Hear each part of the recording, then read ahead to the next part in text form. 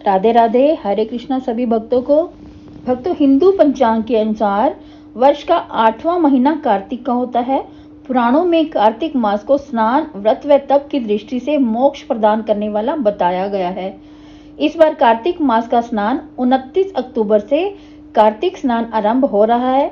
इस पूरे माह स्नान, दान, दीपदान, तुलसी विवाह, कार्तिक कथा का महात्म्य आदि सुनते हैं। ऐसा करने से शुभ फलों की प्राप्ति होती है और पापों का शमन होता है। पुराणों के अनुसार जो व्यक्ति इस माह में स्नान, दान तथा व्रत करते हैं और कार्तिक मास की कथा के महात्म्य जो है वो उनको सुनते हैं, उनके सभी पापों का अंत हो जाता है। कार्तिक मास महात्म्य कथा अध्याय 7।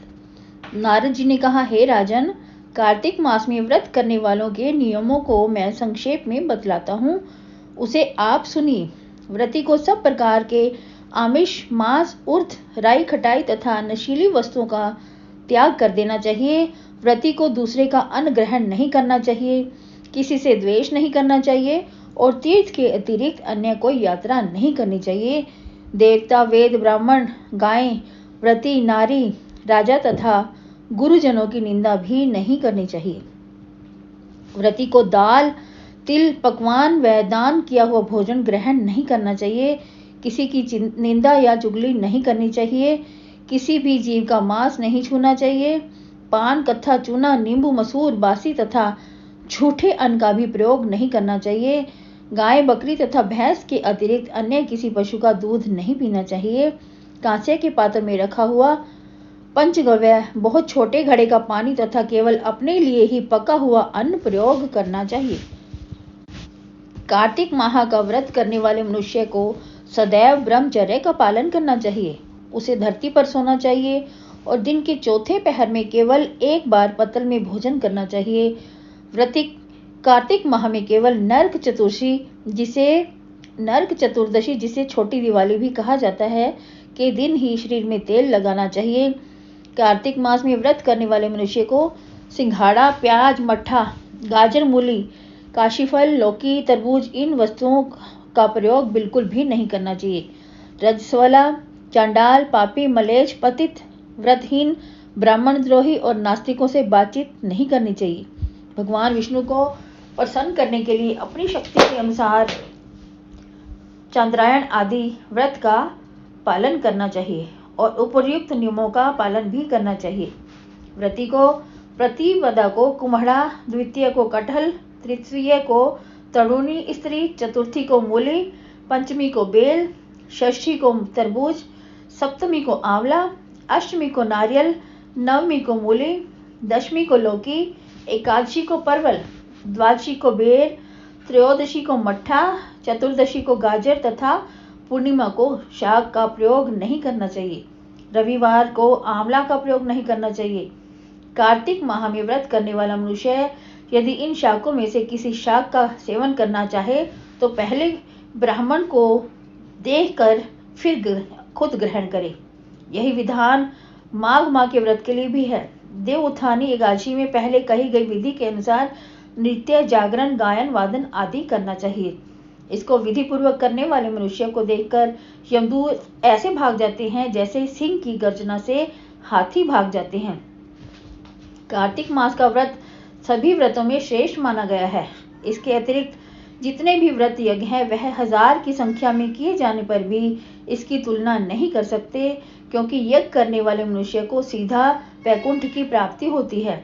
जिस प्रकार राजा की रक्षा उसके अंग रक्षक करते हैं, उसी प्रकार कार्तिक माह का व्रत करने वाले की रक्षा भगवान विष्णु की आज्ञा से इंद्र आदि देवता करते हैं।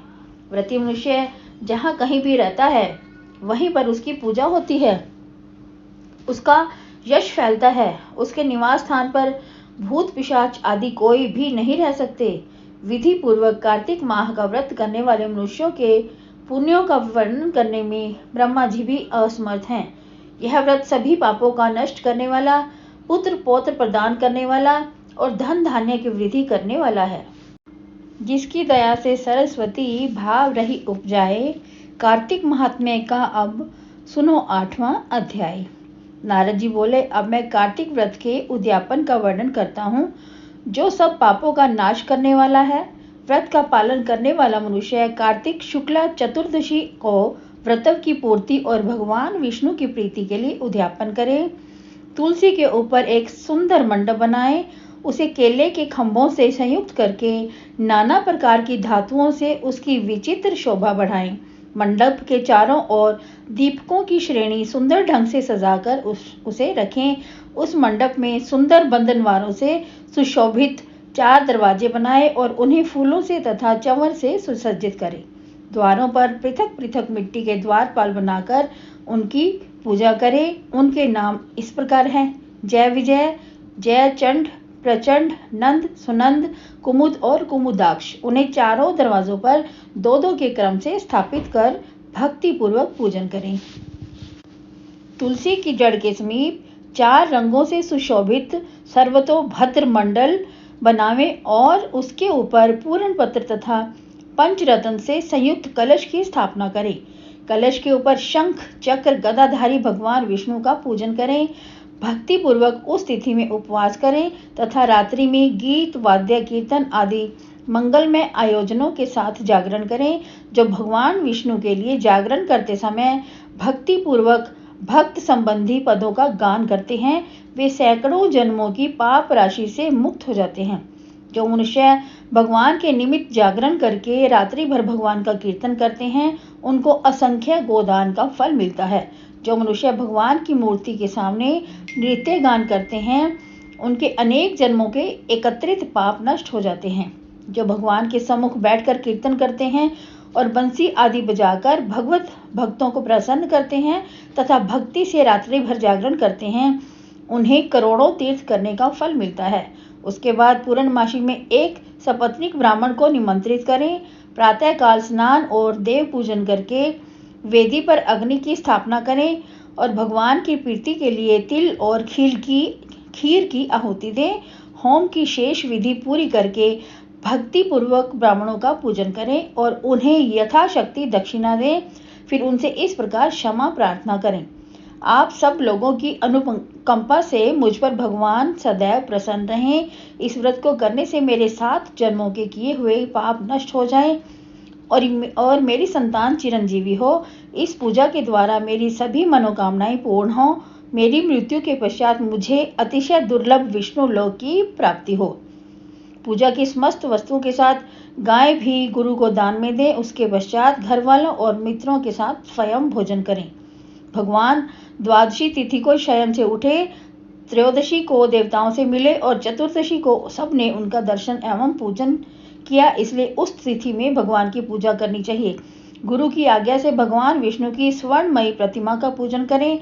इस पूर्णिमा को पुष्कर तीर्थ की यात्रा श्रेष्ठकर मानी गई है। कार्तिक माह में इस विधि का पालन करना चाहिए। जो इस प्रकार कार्तिक के व्रत का पालन करते हैं, वे धन्य और पूजनीय हैं।